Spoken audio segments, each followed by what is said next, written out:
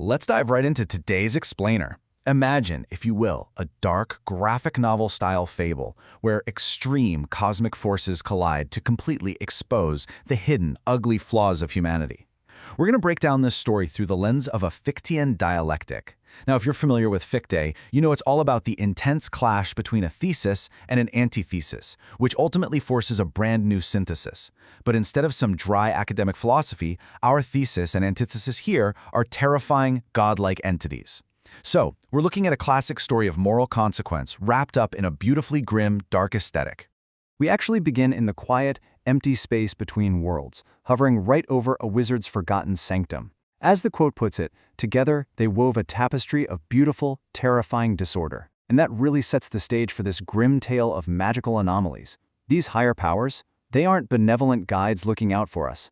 They are chaotic architects of absolute havoc. It's the perfect setup to explore exactly what happens when cosmic forces decide to use the mortal realm as their own unpredictable playground.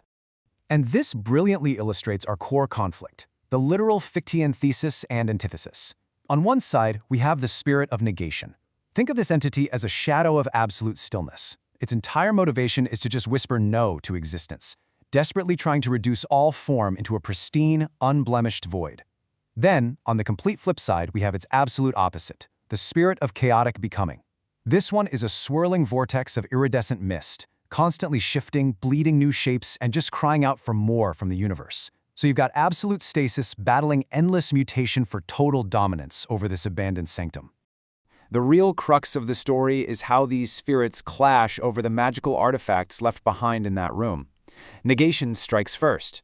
It takes a heavy, twisting wizard cane, which was originally carved from living starlight, and freezes it into solid, unyielding black obsidian, just to prove that nothing should ever change. In response, chaotic becoming lets out a laugh that sounds literally like shattering glass, and breathes onto an ancient scroll book. Suddenly, the words on that scroll sprout physical thorns and bloom into glowing, toxic flowers. The cane becomes this heavy beacon of deadening apathy, while the scroll just radiates waves of wild, unstable luck. All of this clashing builds into a highly dangerous, accidental friction. The crazy part is, the spirits aren't even actively trying to destroy the world below. They're just playing with these immense artifacts like cosmic toys. Negation will point the cane and suddenly drain the very concept, the actual meaning, from a locked door. Becoming will shake the scroll and rapidly mutate the air inside a treasure chest into explosive fire. This completely sets the engine of our dark fable into motion, because all this clashing, bleeding energy has to go somewhere, right? And it rains straight down on the city below. Which brings us to a rather terrifying question. When absolute stasis and wild luck collide, what actually happens to the deeply flawed mortals caught in the crossfire? When the thesis of negation and the antithesis of becoming bleed down into the mortal realm, the synthesis we get is definitely not a peaceful resolution. It's a massive reality check. Think about it for a second. What would happen if your own hidden flaws were suddenly dragged into the blazing cosmic light? It's that exact moment when cosmic extremes just tear away the comfortable illusions these mortals have built around their darkest secrets. We can actually track the geographical and societal spread of this madness as it crashes through the city hour by hour. It starts at midnight up in the void, hits the absolute lowest rung of society in a cramped garret by 1 a.m., moves straight to the commercial public square at 2 a.m., and finally breaches the highest state of the elite at 3 a.m. The story scales perfectly, progressing from an isolated, deeply personal loss all the way up to a high-profile systemic public reckoning. Synthesis Part 1: The Thief's Personal Chaos. So, our first mortal victim is a thief, and he's jolted awake in his garret by the mystical turbulence of the shifting night. Just picture this striking, visceral imagery.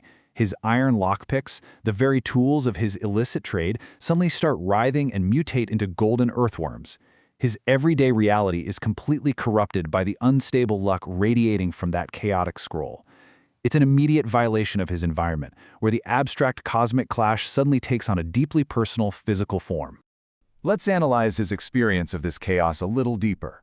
He leaps from his cot in a total panic, only to watch his stolen coins completely dissolve into pure light and just float right out the window. And this isn't just about losing some money. It's a deeply isolating loss that takes his hidden flaw of greed and turns it completely inside out. Instead of the satisfaction he usually gets from theft, he's suddenly plagued by this weird, inexplicable hunger for things he physically cannot steal. The cosmic forces have entirely stripped away his identity, abandoning him to the chaotic whim of the streets. Synthesis Part 2. Public Revelation.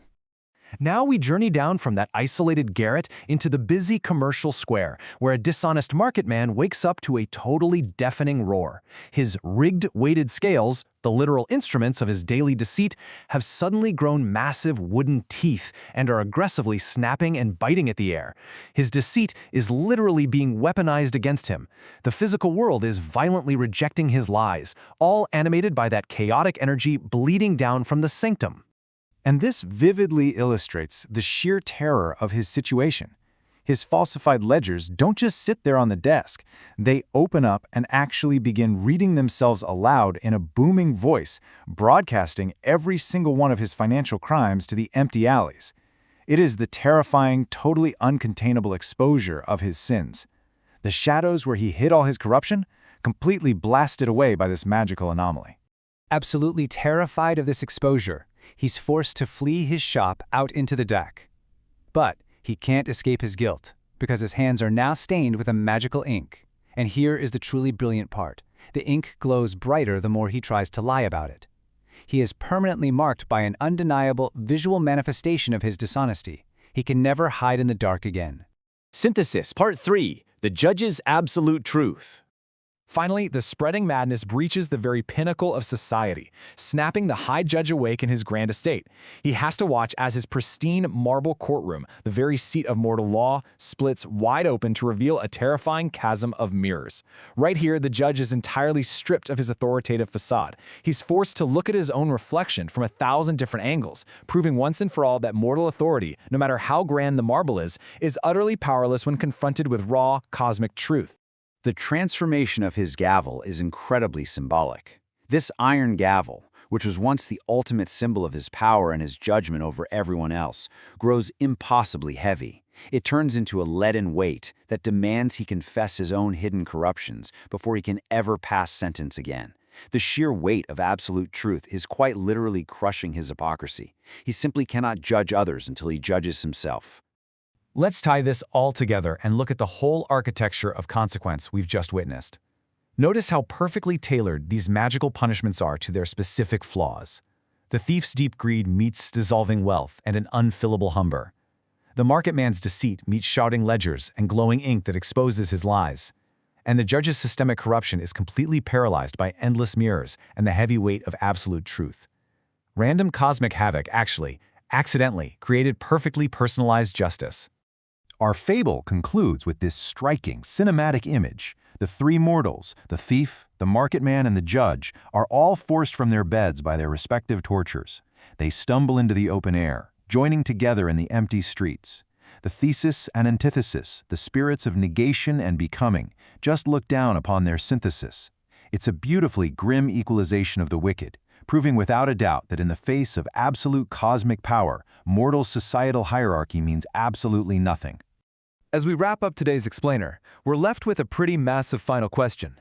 The spirits were just playing with artifacts, acting out their base natures, but look at the end result. Did the clashing forces of absolute stasis and wild mutation merely create random havoc? Or did they accidentally manifest the ultimate architecture of moral justice? It really makes you wonder, does true, unbiased justice only ever arrive when the universe finally stops playing by our flawed, mortal rules?